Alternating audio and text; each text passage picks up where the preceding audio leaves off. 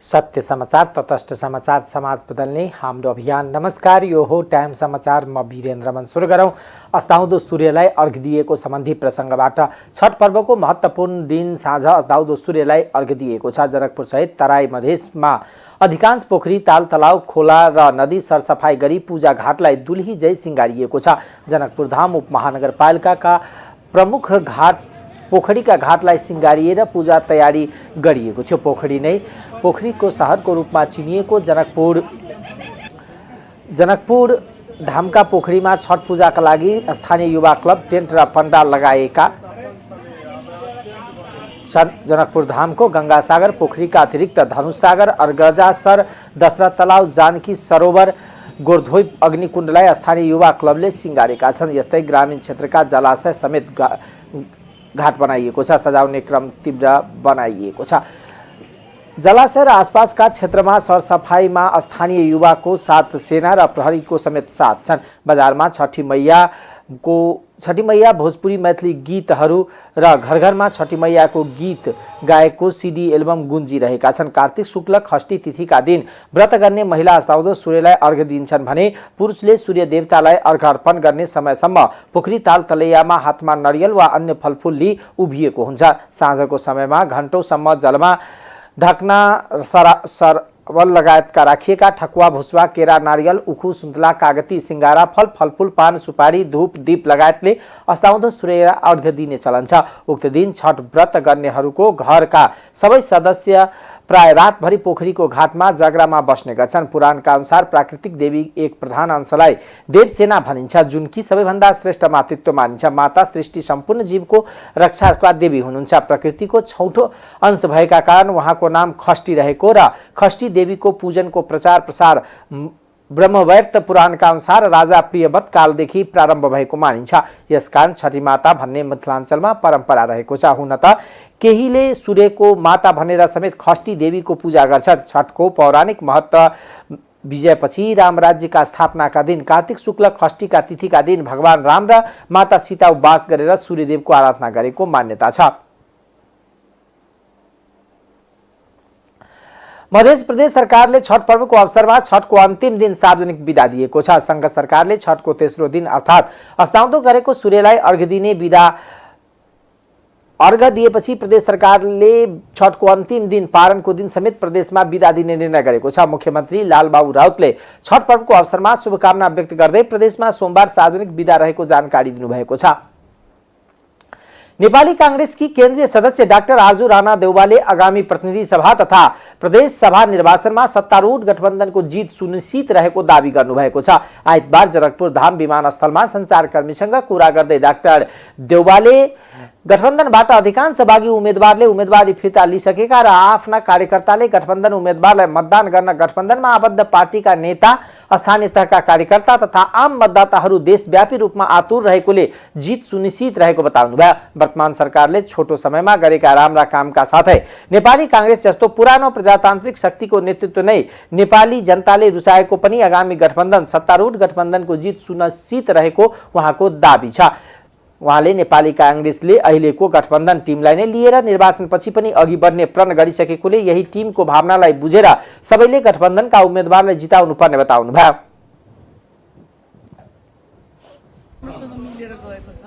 गठबन्धनको र जहाँ चाहिँ अब बागी उम्मेदवारहरू पनि उठेका थिए उहाँहरूले पनि विथड्र गरिसक्नु भयो। धेरै ठाउँमा साथीहरूले एउटा राम्रो अन्डरस्ट्यान्डिङमा आउनु भएको छ र हाम्रो राम्रो प्लानिङ पनि छ यो पालि कसरी भोटलाई चाहिँ एउटा पार्टीबाट अर्को पार्टीमा स्विच ओभर गर्ने भनेर पनि वडासम्म साथीहरू मिलेर काम गरिरहनु भएकोमा म एकदमै आशावादी छु कि अब 100% त चुनावमा कहिले पनि भन्न सकिन्न, तर 95% चाहिँ गठबन्धनकै जित हुन्छ भन्ने सबैजनालाई शुभकामना दिन चाहन्छु र हाम्रो देश जुन चाहिँ लोकतन्त्र प्रति उन्मुख छ, हामी अगाडि बढिरहेका छौँ र डेमोक्रेटिक फोर्सेसहरू आएर यसलाई अझ हाम्रो लोकतन्त्रलाई अलिक सुदृढ गर्ने र हाम्रो देशमा सुशासन र समृद्धि कायम हुनलाई चाहिँ अहिले छठ जो चाहिँ हामीले सूर्य भगवानलाई उपासना गर्छौँ, सूर्य भगवानले हामी सबैलाई बुद्धि बुद्धि दिएर हामी यतिर हुन्छौँ भन्ने लागेको छ र सूर्य भगवानसँग नेत्री राणाले मुलुकमा लोकतन्त्रपछि प्राप्त उपलब्धिलाई रक्षा गर्न, संविधानको रक्षा गर्न तथा नागरिक स्वतन्त्रताको संरक्षणका लागि वर्तमान सत्ता साझेदार गठबन्धनका उम्मेदवारहरूको विजय हासिल गर्नुपर्ने धारणा राख्नुभयो। नेत्री राणाले यो सरकार निर्माण भएको छोटो समयमै विकास निर्माणका साथसाथै अरू धेरै काम भएको प्रसङ्ग पनि अवसरमा उल्लेख गर्नुभयो। नेत्री राणाले आइतबार छठको अवसरमा पूजा दर्शन गर्न जनकपुर आउनु भएको हो।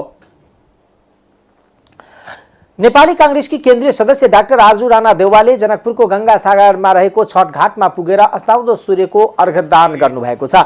बाक्लो सुरक्षाकर्मीको बीचमा प्रधानमन्त्री पत्नी देउवा घाटमा पुगेर अर्घदान गर्नुभएको थियो। सञ्चारकर्मीसँग कुरा गर्दै आफू छठी मातासँग देशको उन्नति र विकासका लागि प्रार्थना गरेको बताउनुभयो। उहाँ नगरायनमा समेत बिहान पुगेर छठको दर्शन गर्नुहुने कार्यक्रम रहेको छ।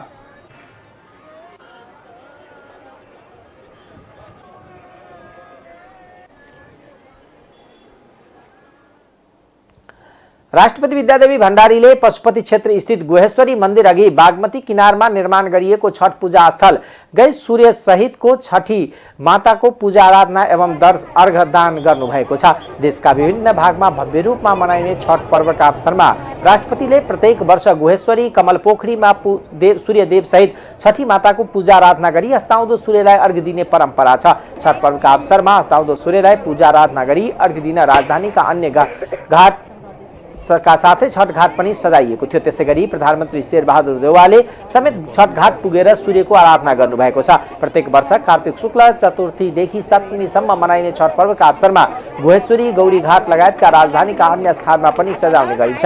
यहाँको सरसज्जा हेर्ने पनि भक्तजनको भिड लागेको छ। भक्तजन एवं भक्ति सङ्गीतले पशुपति क्षेत्रको बागमती नदी किनारको वातावरण मेलामय बनेको छ। यस वर्ष राजधानीमा गुहेश्वरीबाट गौरी घाटसम्मको बागमती नदी किनारको दायाँ बायाँ कमलपोखरी, थापाथली, कुपन्डोल, विभिन्न स्थानको नक्कु खोला, विष्णुमती र बागमती नदी किनारमा छठ घाट निर्माण गरी सजाइएको छ। यस स्थानमा छठ घाटसँगै छठी माताको मूर्ति पनि निर्माण गरिएको छ। अस्ताउँदो सूर्यलाई छठी माताको पनि पूजा आराधना गरिन्छ। गुहेश्वरीमा यस वर्ष विगतमा भन्दा बढी छठ घाटको निर्माण गरिएको छ। विगतमा करिब 500 छठ घाट निर्माण गरिएकोमा यस वर्ष 600 भन्दा बढी बनाइएको छ। एउटा छठ घाटको 1500 शुल्क लिएर भक्तजनलाई दिएको छठ पूजा समितिका अध्यक्ष अनिल सिंहले जानकारी दिनुभयो।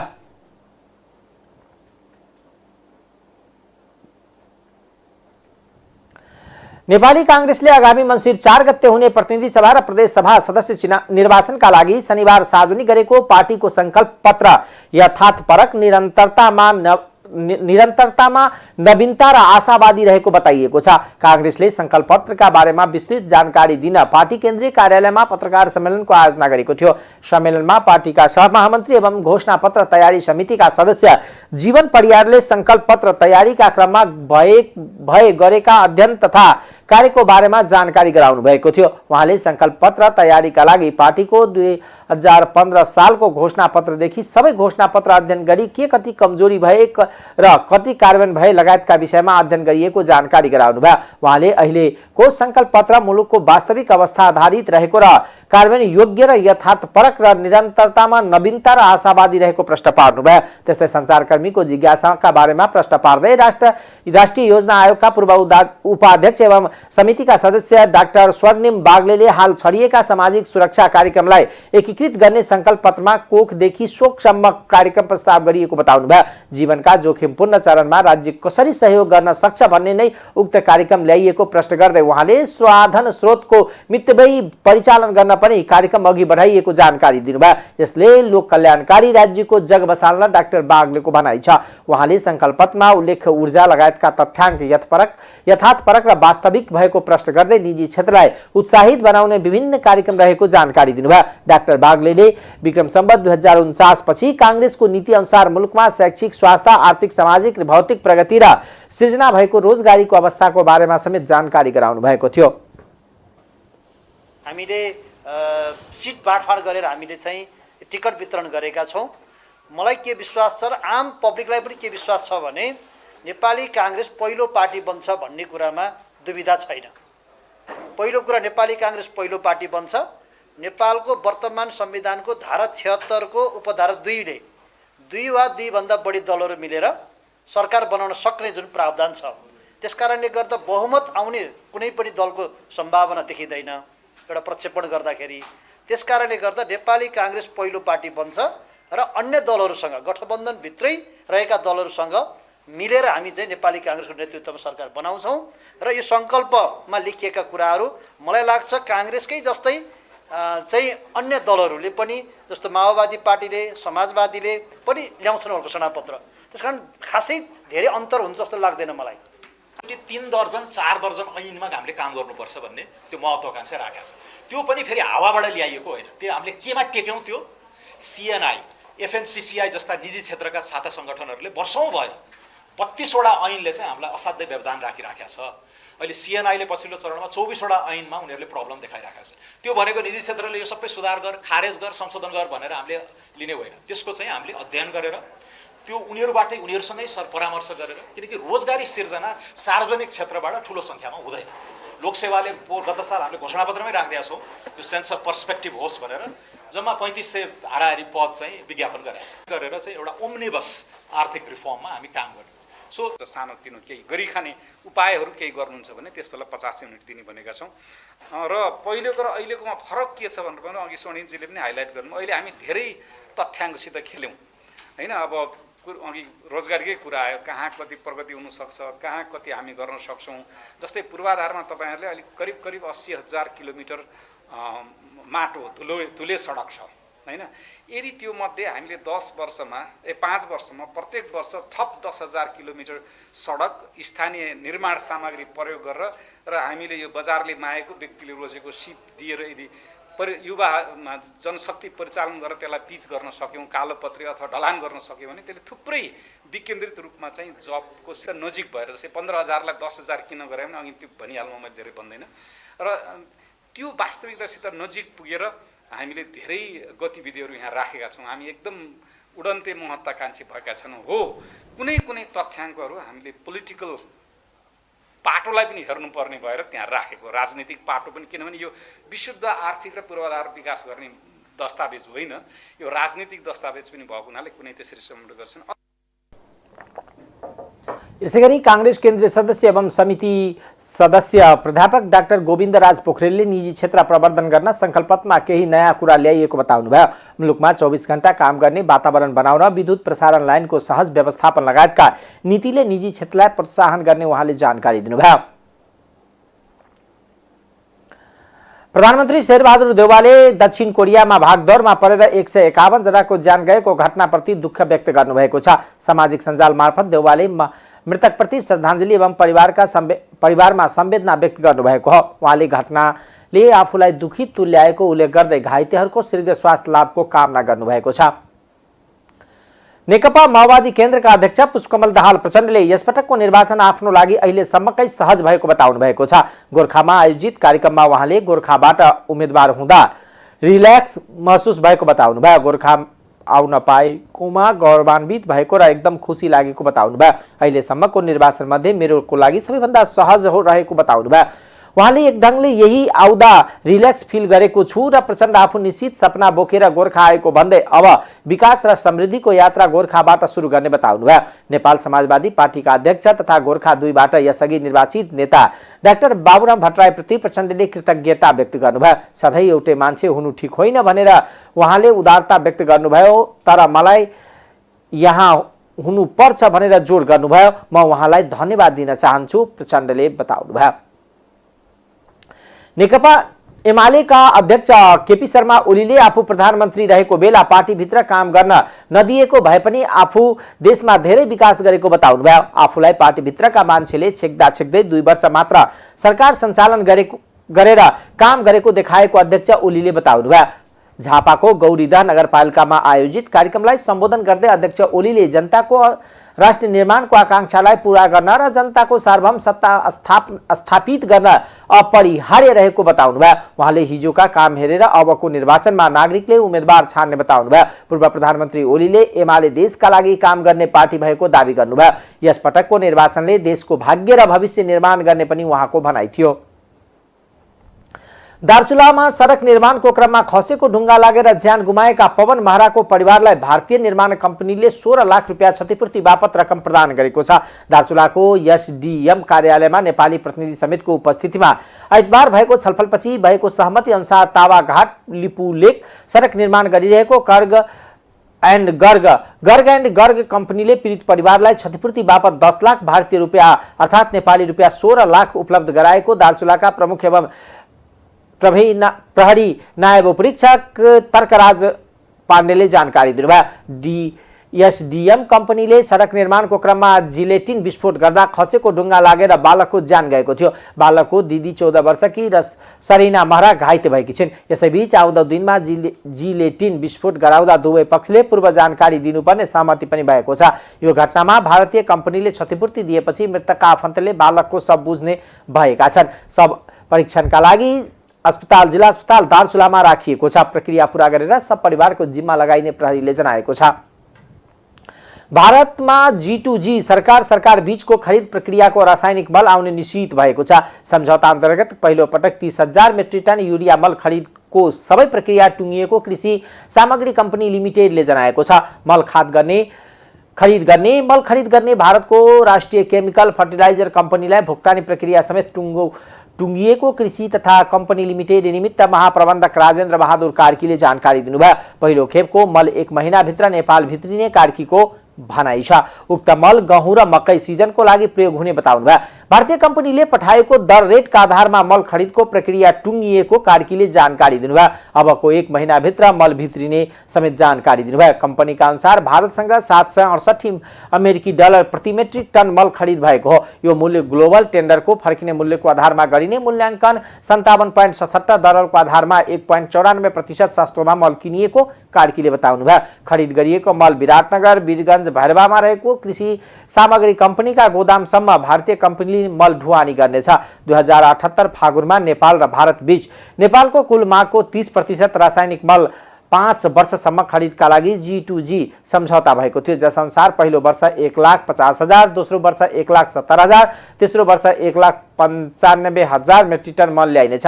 त्यस्तै चौथो र पाँचौं वर्षमा 2,10,000 टन मल नेपालले भारतसँग सम्झौता अनुसार खरिद गर्नेछ। अब आर्थिक समाचार।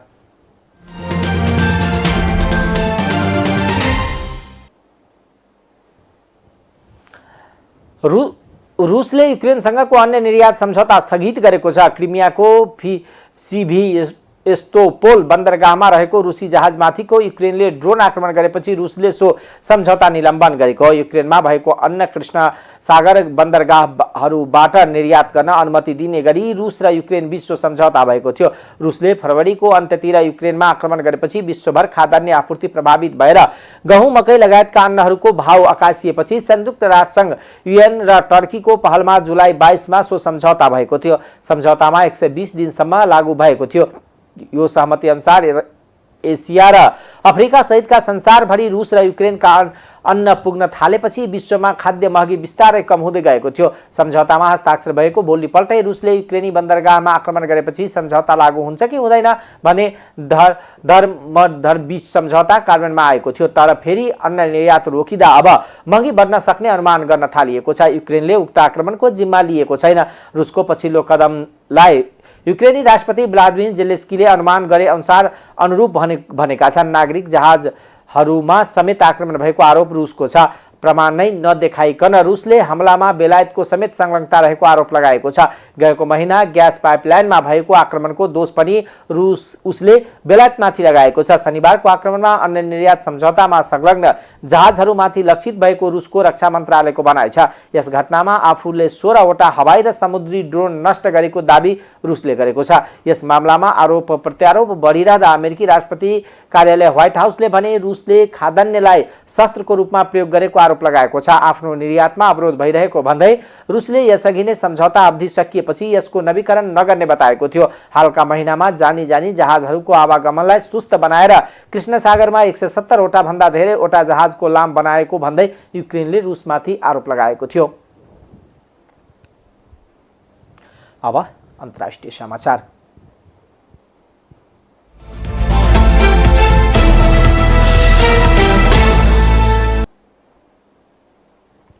दक्षिण कोरियाको राजधानी सियोलमा भागदौड मच्चिँदा कम्तीमा 151 जनाको ज्यान गएको छ। शनिबार राति हालोविन इभ मनाउन जम्मा भएको युवा युवतीहरू भिडमा मच्चिएको भागदौडमा 151 जनाको ज्यान गएको र कैयौं जना घाइते भएको बीबीसीले जनाएको छ। ज्यान गुमाउने मध्ये 19 जना विदेशी नागरिक पनि रहेका छन्। 355 जना हराइरहेको भन्दै आफन्तले सियोल महानगरमा गुनासो टिपाएको पनि खबरमा उल्लेख छ। सडकमा 1 लाख जना सहभागी भएको बेलामा 81 भगदौड मचिएको थियो। कोरोना महामारीका कारण 3 वर्षसम्म हालोविन इभ मनाउन नपाएका हजारौं कोरियाली युवा युवतीहरू यसपालि निकै उत्साहका साथ सडकमा निस्केर इभ मनाइरहेका थिए। मध्यरातमा भएको भगदौडमा ज्यान गुमाउने मध्ये धेरैजसो युवा युवती नै रहेको खबरमा उल्लेख छ। कोरियाली सरकारले घटनाको छानबिन गर्न एक समिति गठन गरेको छ। अमेरिकी राष्ट्रपति जो बाइडेन, फ्रान्सका राष्ट्रपति इमानुएल मैक्रो, क्यानाडाका प्रधानमन्त्री जस्टिन ट्रुडो, बेलायती प्रधानमन्त्री ऋषि सुनक, नेपाल लगायतले घटनाप्रति दुःख व्यक्त गरेका छन्। रुसले युक्रेनका कैयौं ऊर्जा केन्द्रमा आक्रमण गर्दा बिजुली र इन्धन सङ्कट बढ्दै गएको छ। युक्रेनी अधिकारीहरूले राजधानी कियभमा दैनिक 4 घण्टाभन्दा बढी समयसम्म विद्युत कटौतीको चेतावनी दिएका छन्। राजधानी कियभ सहितको युक्रेनका थुप्रै शहरमा इन्धन र ऊर्जा सङ्कटको चेतावनी जारी भएको छ। राष्ट्रपति भ्लादिमिर जेलेन्स्कीले झण्डै 40 लाख मानिस ऊर्जा सङ्कटमा प्रभावित भएको बताउनु भएको बीबीसीले जनाएको छ। युक्रेनको ऊर्जा पूर्वाधार रुसी हवाई आक्रमणबाट ध्वस्त भइसकेको छ। पाभोल नामक पावर स्टेशनका कर्मचारीले युक्रेनमा पहिलो पटक यस्तो डरलाग्दो आक्रमण र ऊर्जा सङ्कट देखिएको बताएका छन्। राष्ट्रपति जेलेन्स्कीले देशका लगभग 1/3 विद्युतीय पावर स्टेशनहरू नष्ट भएको बताउनु भएको छ। सरकारले सडक बत्ती र विद्युतीय सार्वजनिक यातायातको प्रयोगमा रोक लगाएको छ। यस्तै घरमा पनि कम भन्दा कम विद्युत प्रयोग गर्न आग्रह गरेको छ। रुसले अक्टोबरमा क्राइमिया जोड्ने केर्चबीचमा भएको बम विस्फोटको बदला स्वरूप युक्रेनको पावर स्टेशनहरू र अन्य पूर्वाधारमा मिसाइल आक्रमण बढाएको छ। युरोपियन युनियनले सन् 2035 देखि 27 वटा देशहरूमा पेट्रोल तथा डिजल कारको बिक्रीमा प्रतिबन्ध लगाउने प्रस्ताव पारित गरेको छ।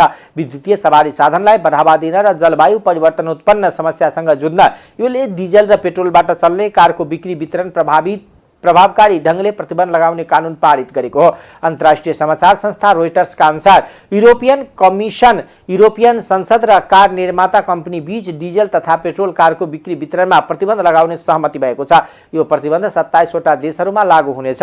युएस संसदले पनि तापक्रम वृद्धि घटाउनका लागि जैविक इन्धनबाट सञ्चालन हुने सवारी साधनमाथि प्रतिबन्ध लगायतका विषय समेटिएको मस्यौदा अनुमोदन गरेको छ। त्रिपक्षीय सहमति अनुसार अब कार निर्माता कम्पनीले नयाँ उत्पादित कारमा सन् 2021 को तुलनामा 2030 सम्ममा 55% कार्बन डाइअक्साइडको मात्रा कटौती गर्नुपर्नेछ। अब खेलकुद समाचार।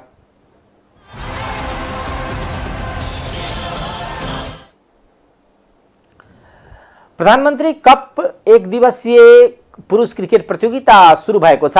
कार्तिक 26 गतेसम्म चल्ने प्रतियोगितामा 7 वटा प्रदेश र 3 वटा विभागीय गरी 10 वटा टोली सहभागिता रहेको छ। 10 टोलीलाई 2 समूहमा विभाजन गरिएको छ। हरेक समूहको शीर्ष 2 टोली सेमिफाइनलमा स्थान बनाउनेछन्। सेमिफाइनलको विजेताले 10 लाख रुपियाँ र उपविजेताले 5 लाख रुपियाँ पुरस्कार पाउनेछन्। प्रतियोगिताका लागि 1 करोड 50 लाख रुपियाँको बजेट रहेको नेपाल क्रिकेट संज्ञानले जनाएको छ। टाइम्स समाचार अहिलेको लागि यति नै। हेर्दै गर्नुहोला टाइम्स टेलिभिजन। नमस्कार।